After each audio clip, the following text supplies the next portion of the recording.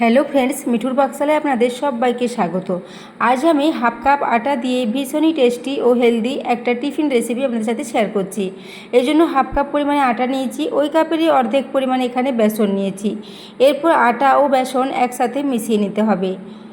এভাবে খুব ভালো করে মিশিয়ে নেব। তারপর এখানে দিয়ে দেব আবারও কিছু উপকরণ। তো সবার আগে এখানে দিয়ে দেবো একটু জোয়ান, প্রায় হাফ টিস্পুন পরিমাণে জোয়ান দিয়ে দেবো, এবং স্বাদ মতো লবণটা আগে দিয়ে দিলাম। লবণটা দেওয়ার পর এখানে জোয়ান দিয়ে দেবো। জোয়ানটা খুব ভালো হজমের কাজ করে, যেহেতু বেসন দিয়েছি, বেসনের সাথে জোয়ানটা ভীষণই ভালো লাগে। তো ওই জন্য হাফ টিস্পুন করে জোয়ান একটু হাতে ঘষে এখানে মিশিয়ে নিলাম। এরপর এখানে দিয়ে দিচ্ছি কালো জিরে। কালো জিরে দিলে এর টেস্টটা ভীষণই ভালো হবে, তো সেজন্য হাফ টিস্পুন পরিমাণে কালো জিরে দিয়ে দিলাম। এরপর এই শুকনো উপকরণগুলোকে আগে মিশিয়ে নেব, তারপর জল দিয়ে এর একটা বেশ মিডিয়াম ঘনত্বের ব্যাটার রেডি করে নেব।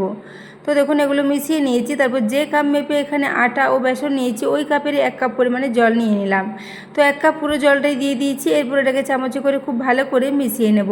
ক্রমাগত নাড়তে নাড়তে এটা খুব ভালো একটা স্মুথলি ব্যাটার রেডি হয়ে যাবে। তো বন্ধুরা, আজকের রেসিপিটা সকালে খুবই তাড়াহুড়োর সময় খুবই চটজলদি রেডি হয়ে যাবে। একদমই বেশি সময় লাগবে না, 5 থেকে 10 মিনিটের মধ্যে এটা রেডি হয়ে যাবে। তো সেই জন্য এটাকে আপনারা অবশ্যই বাড়িতে ট্রাই করতে পারেন। আর রেসিপিটা যদি ভালো লেগে থাকে তাহলে অবশ্যই একটু বন্ধুদের সাথে শেয়ার করে দেবেন, এবং রেসিপি ভালো লাগলে একটু লাইক করতে ভুলবেন না। তো দেখুন এরপর আমি এটাকে ক্রমাগত জল দিয়ে মেখে নিচ্ছি। 1 কাপ জল দেওয়ার পরে আবারও এখানে কিছুটা জল দিতে হবে। তো এইভাবে অল্প অল্প করে জল দেব, আর একটা বেশ মিডিয়াম মতো ব্যাটার এখানে রেডি করে নিচ্ছি। তো দেখুন আবারও কিছুটা জল এখানে দিয়ে দিলাম। তো আজকের এই রেসিপিটা খুব বেশি উপকরণ লাগবে না, বাড়িতে থাকা কয়েকটা সহজ পদ্ধতিতে এটা রেডি হয়ে যাবে। তো দেখুন এরপর এটাকে এভাবে ক্রমাগত নাড়াচাড়া করে মিশিয়ে নিচ্ছি। এখানে সবজি আপনারা আপনাদের ইচ্ছে মতো মিশিয়ে নিতে পারেন, যে কোনো সবজি এখানে দিতে পারেন। তবে আমি আজকের রেসিপিটা সম্পূর্ণ নিরামিষভাবে রেডি করেছি, তাই এখানে পেঁয়াজ রসুনের ব্যবহার করিনি। আপনারা চাইলে এখানে কুচিয়ে নেওয়া পেঁয়াজের ব্যবহারও করতে পারেন। তো দেখুন ব্যাটারটা ক্রমাগত নাড়াচাড়া করতে করতে খুব ভালো মতো মিক্স হয়ে যাচ্ছে।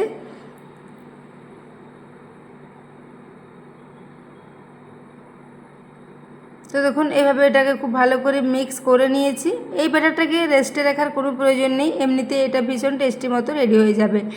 তো ক্রমাগত নাড়াচাড়া করতে করতে দেখুন একটা বেশ ঘন ব্যাটার রেডি এখানে হয়ে গেছে।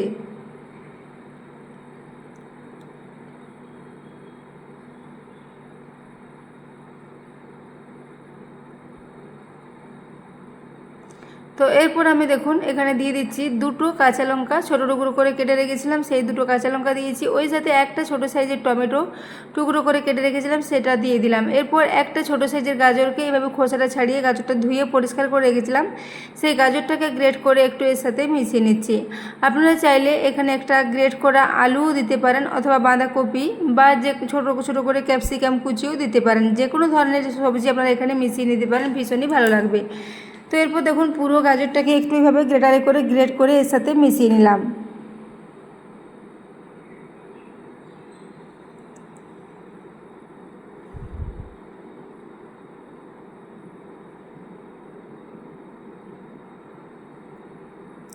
তো পুরো গাজরটা এখানে গ্রেট করে মিশিয়ে নিয়েছি। এরপর এখানে এক টুকরো আদা নিয়েছি, আদাটাকেও একটু গ্রেটারের সাহায্যে এভাবে গ্রেট করে এর সাথে মিশিয়ে নিচ্ছি।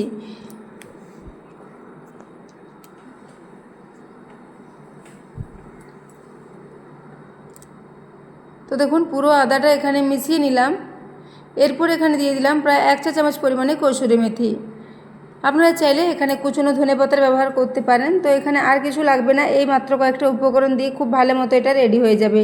এরপর সমস্ত কিছুর সাথে খুব ভালো করে এটাকে মিক্স করে নিচ্ছি।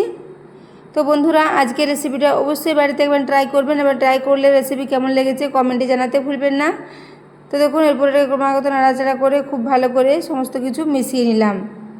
তো ব্যাটারের কনসিস্টেন্সিটা দেখুন, এরকম একটা ঘন ব্যাটার এখানে রেডি করে নিয়েছি।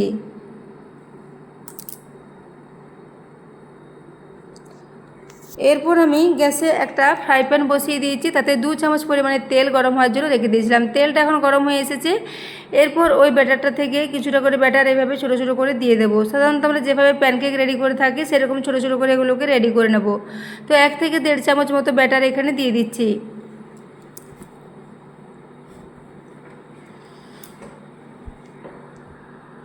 তো দেখুন 1.5 চামচ মতো ব্যাটার দিয়ে দিচ্ছি। এইভাবে 2 কি 3টে করে একেবারে দেওয়া যাবে। ছোটো ফ্রাই প্যানটা যেহেতু অনেকটাই ছোট, সেই জন্য এখানে খুব বেশি করে একসাথে ফ্রাই করা যাবে না। 2 থেকে 3টে করে দেবো, আর এভাবে একটু করে এগুলোকে লালচে করে ভেজে নেব। তো দেখুন এরপর এগুলোকে একটু ছড়িয়ে দিলাম গোল করে, আবারও একটা এখানে দিয়ে দিচ্ছি। 3টে করে এখানে রেডি করে নেব। তো এইভাবে এটাকে দেওয়ার পর প্রায় 2 মিনিট মতো একটু লো ফ্লেমে এটাকে হতে দেবো। এটাকে আর ঢাকা দিয়ে রান্না করার কোনো দরকার নেই। ভাজতে ভাজতে এখানে সবজিগুলো খুব ভালো মতো সেদ্ধ হয়ে যাবে। তো এইভাবে ছড়িয়ে নেওয়ার পর 2 মিনিটের মতো এটাকে একদম লো ফ্লেমে রেখে দিয়েছিলাম। এখন নিচের দিকটা খুব ভালো মতো একটু লালচে কালার চলে এসেছে। এরপর এগুলোকে আমি উল্টে নেব।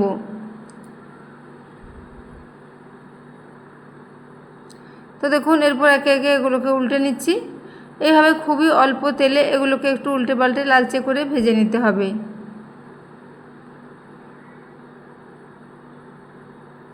তো দেখুন একে একে সবগুলো উল্টে নিচ্ছি।